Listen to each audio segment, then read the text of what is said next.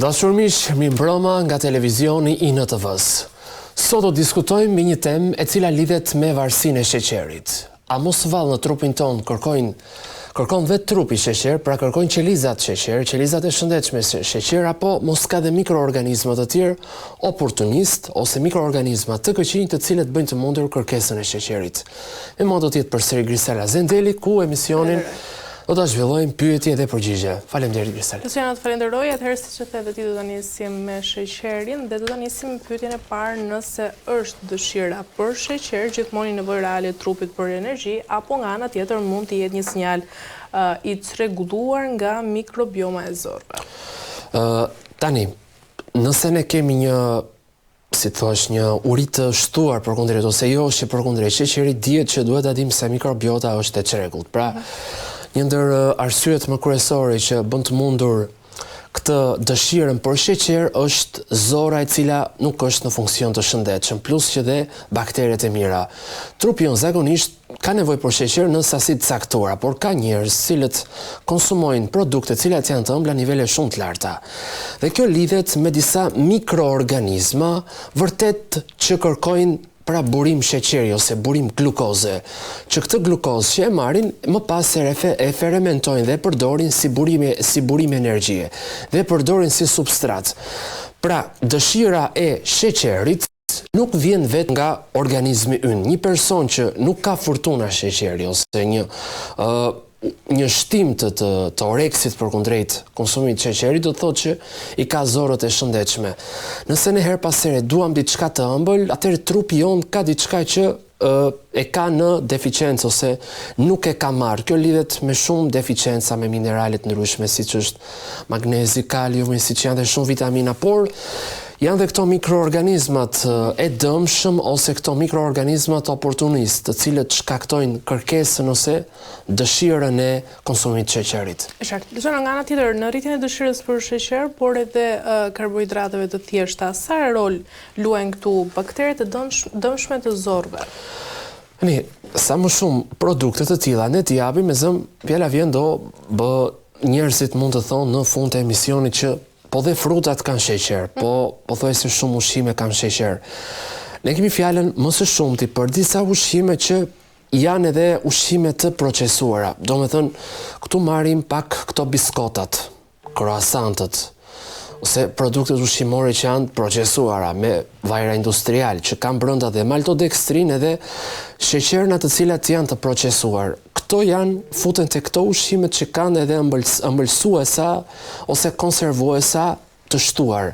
Këto favorizojnë më shumë shtimin e një mikroorganizmi që quhet Candida. Pra, sa më shumë ushqimet procesuara me ëmbëlsues artificial, këto mikroorganizma oportunist i rrisin, siç është edhe Candida. Candida në vetvete është një lloj kërpudhe mund quhet, ose një lloj mikroorganizmi që është shumë tinzar. Candida lidhet edhe me shumë inflamacione në trup nëse nuk trajtohet. Madje ka dhe studime që Candidën e lidhin me anemin, Candidën e lidhin me migrenën, Candidën e lidhin me alergjinë, me infeksionet vaginale dhe me infeksionet e traktit urinar, por janë çështje të tjera ato. Nga ana tjetër, Luciana, si komunikojnë zorët në trurin përmes boshtit, pra zor-trut, a mund të manipulohen këto sinjale nga mikroorganizmat? Shumë e saktë.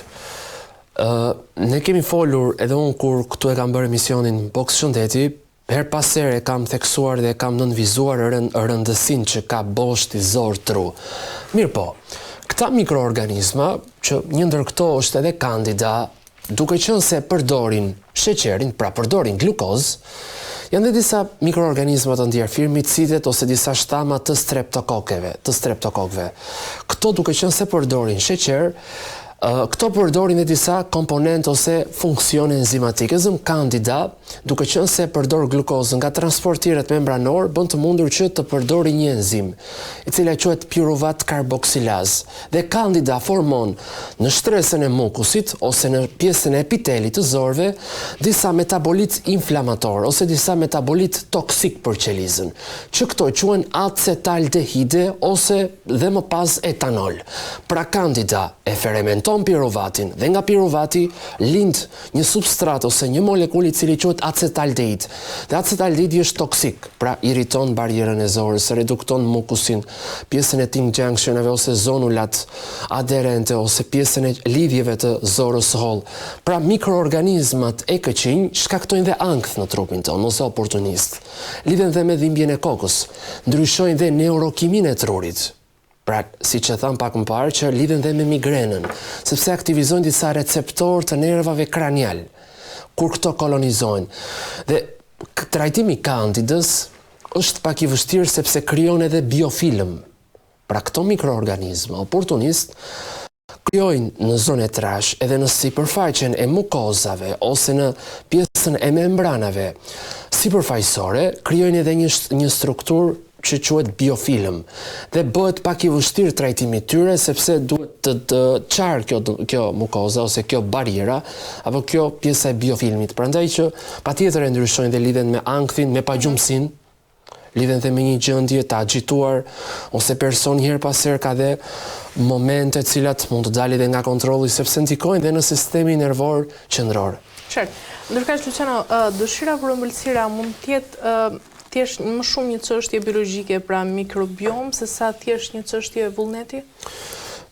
Të dyja ndikojnë, por unë më shumë besoj se ndikon edhe pjesa e organizmit. Pra, organizmi nga brenda, organet ndikojnë shumë që ne ta duam sheqerin ose të duam ëmbëlsirat. E zëm ka njerëz që unë jo, besoj që nuk mund të rinë tot pa konsumuar diçka të ëmbël. Pra në fund të ditës ose kur kanë atë ditën e ngarkuar ose atë ditën me punë, duan diçka të ëmbël, por në fakt kjo lidhet edhe me uljen e glukozës ose depozitave të glikogjenit, që është pjesa e depozitimit të sheqerit në mëlçi dhe në muskujt skeletik, por këto janë çështje të tjera. Nuk e kemi fjalën kur personi kryen aktivitet fizik shumë edhe do diçka të ëmbël. Ne kemi fjalën për një person që nuk se bën diçka të rëndë ose një person që bën një punë e cila nuk ka shumë lodhje nga aktiviteti fizik. Dhe këta persona që kanë këtë gjë, më së shumti kanë një ekuilibrim të mikrobiotës ose të organizmit nga brenda. Konsumimi i lartë ose joshja ndaj sheqerit lidhet edhe me uljen e bënjishit. Vitamina B1 lidhet drejt për drejtë me pjesën e Candidës. Pra sa më pak B1, aq më shumë Candida. B1 lidhet drejt për drejt me metabolizmin dhe me prodhimin e energjisë në mitokondri. Pastaj, pjesa e vullnetit është e dyta, sepse duhet jetë edhe pjesa e vullnetit që personi mos konsumojë sheqer, por e para qëndrojnë këto çrregullimet ose një florë e çekuilibruar, një zorë e cila nuk është e shëndetshme.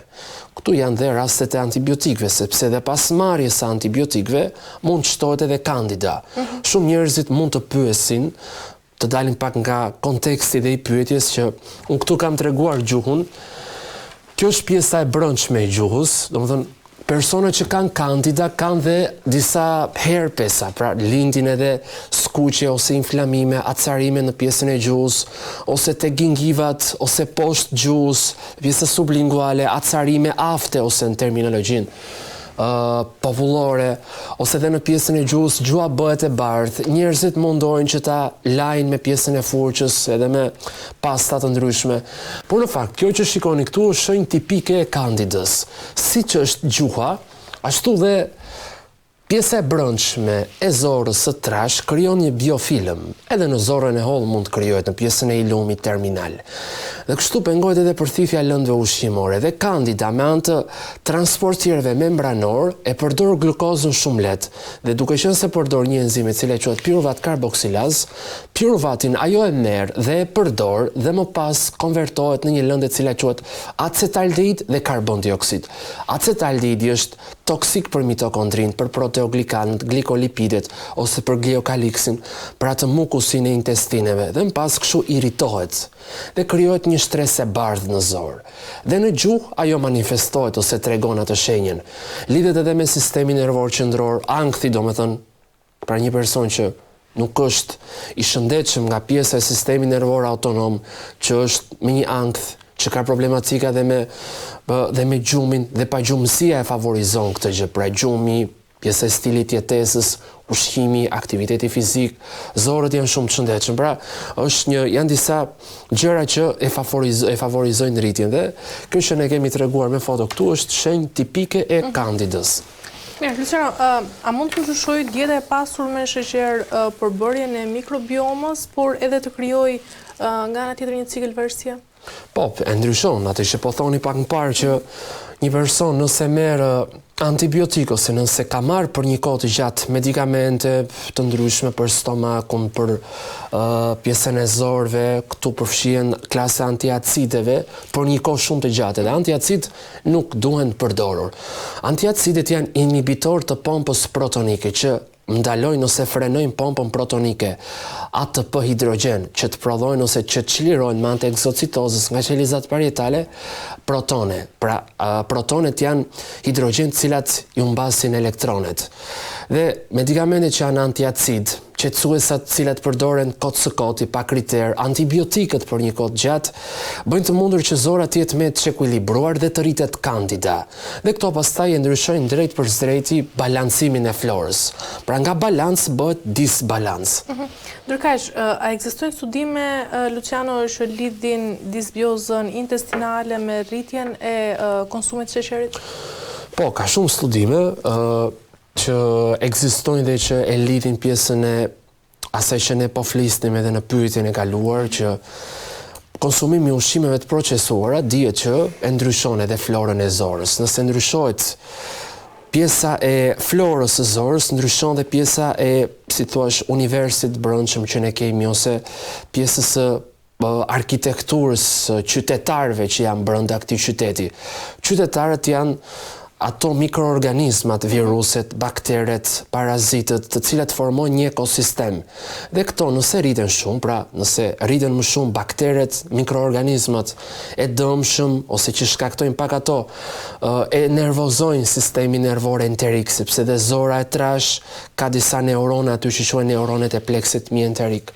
Pra, patjetër që konsumimi i ushqimeve të ëmbla, her pas here, i sheqerit procesuar, i ëmbëlsuesve artificial, patjetër që e ndryshon edhe pjesën e mikrobiotës. Dhe bakteret janë ato pastaj, mikroorganizmat janë ato që kërkojnë sheqer.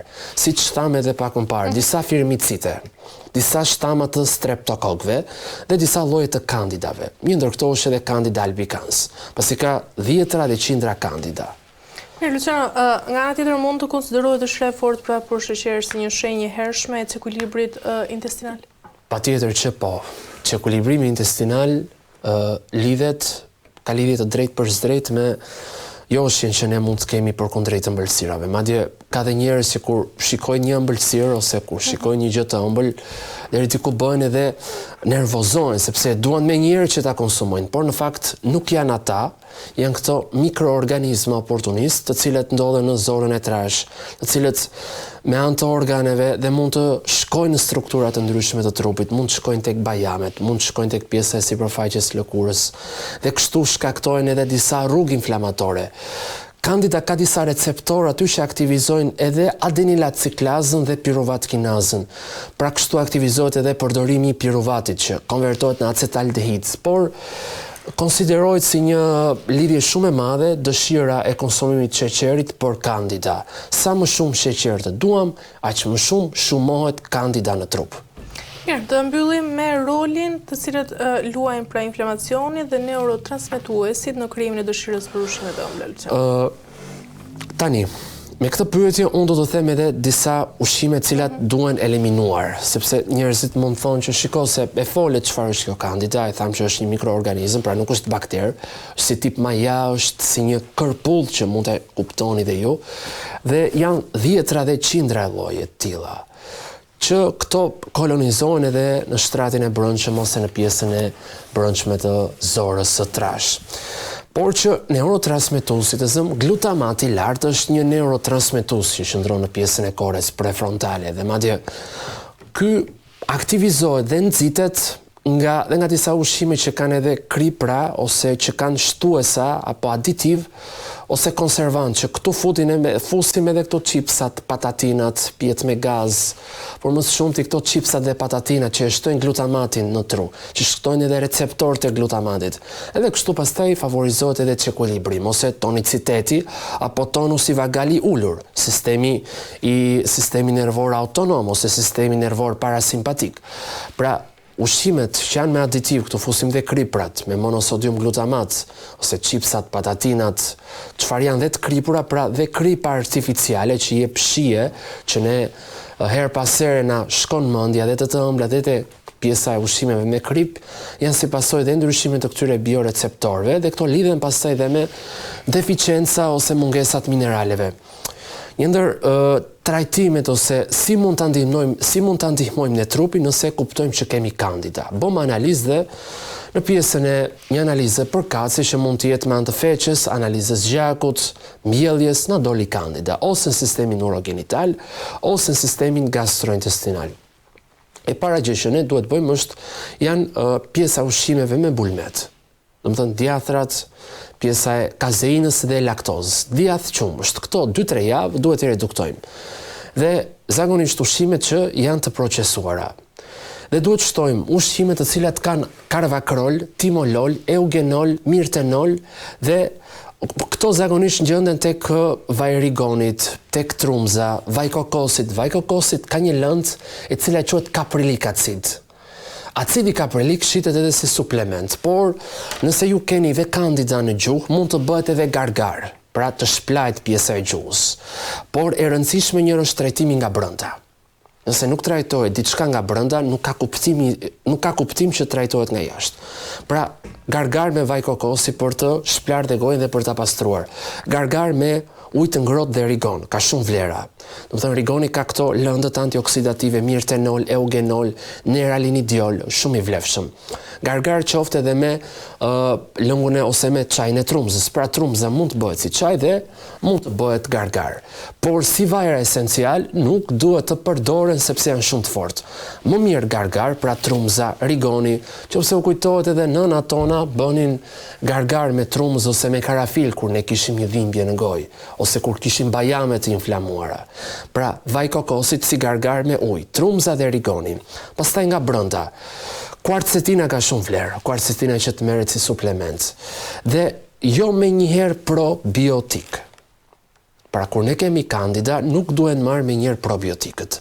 Duhet rregulluar një stil jetesës, pra ushqimet, sa më pak sheqer nga ushqimet dhe kujdes me frutat, pra mos të abuzohet shumë me frutat, sepse patjetër ato kanë disa lëndë, pra frutat kanë atë sheqerin e tyre që quhet fruktoza që është i shëndetshëm, por në disa raste kur personi konsumon më shumë se ç'duhet, kjo fruktoza mund të ndikojë dhe sepse i nënshtrohet rrugëve, pra i nënshtrohet glikolizës dhe mund të konvertohet në glukozë me anë të fruktokinazës hepatike konvertohet në fruktozë 1-fosfat me anë të fruktozë 1-fosfat aldolazës konvertohet në hidroksiaceton fosfat dhe në gliceraldeid 3-fosfat. Prandaj, sa më shumë ushqime që janë me proteinë cilësore, mishi, peshku, vaj ullirit, peshku patjetër që ka vlerë, edhe ushqimet që janë me klorofil, pra mente, nenexhiku, vaj ullirit, vaj basanit, suprat e ndryshme, thjerësat, bishtajat, bizelet, në suprat të gatuara dhe duhet jenë të gatuara mirë, dhe ushqimet që janë edhe me acide yndyrore të shëndetshme, vaj ullirit, avokadoa, veza, lëngu i mishit, por ka shumë rëndësi dhe balanca e zorëve. Pra, jo direkt probiotik, por si fillim njëherë me këto substanca antiinflamatore, që mund të jetë edhe zinku, kvarcetina, gargara me ujë dhe me vaj kokosi, me trumzë dhe me rigon. Dhe më pas mund të merren probiotikët në mënyrë graduale. Jo direkt merren probiotik sepse nuk ka vlerë. Këtu ndikon patjetër gjumi, ushqimi, aktiviteti fizik që përbëjnë atë piramidën kryesore se si ne duhet ta trajtojmë. Mirë, Luciano, po mbyllim këtu për ditën e sotme. Faleminderit. Ishim miq në emisionin Box Shëndeti me Grisela Zendelin dhe trajtuam dhe diskutuam një temë e cila ka shumë rëndësi për pjesën e popullatës, Candida. Candida është makthi dhe shumë vajzave të ndryshme, sepse lidhet edhe me infeksionet vaginale. Dhe kjo ka lidhje edhe me pjesën e mikrobiotës, që sa më shumë e larmishme të jetë mikrobiota me baktere të mira, aq më të shëndetshme janë dhe organet e tjera. Prandaj, sa më pak produkte ushqimore që ushqejnë atë sheqer të procesuar dhe ushqime industriale apo ushqime të cilat janë me atë shtesën e karamelizuar. Ju falenderoj miq dhe ju uroj që të gjithëve një natë të këndshme.